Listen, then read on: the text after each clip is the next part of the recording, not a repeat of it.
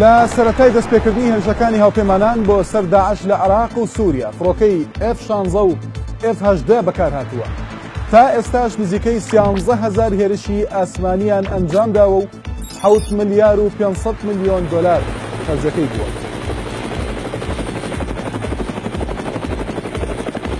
هەفتەی ڕابردوو هێرشی هاوپەیمانان چووە قۆناغێکی ترەوە و بۆ یەکەم جار و لە ئۆپراسیۆنی کۆنتڕۆڵکردنەوەی گەیارەدا هەلیکۆپتەری ئاپاچی بۆ پاڵپشتی هێزارراقەکان بەکارهێنرا. بەم ئاپاچیە کە خێراییەکەی 265 کیلۆمەتر لە کاتژمێرێکدا بەرەو ئاسمانی گەیارە دەڕۆی.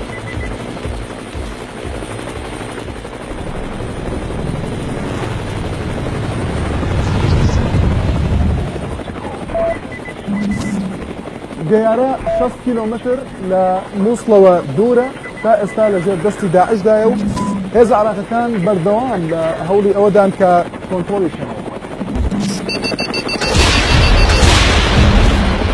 بەڵێ ئێمە ئێستا لە ئاسمانی گەیارەداین لە پارێزگای نینەوە وەک دەیبینین پێگەکانی داعش لەم ناوچەیەدا بەم هێلیکۆپتەرە ئاپاچی کە ئێمە پێی داین بۆردمان دەکرێت.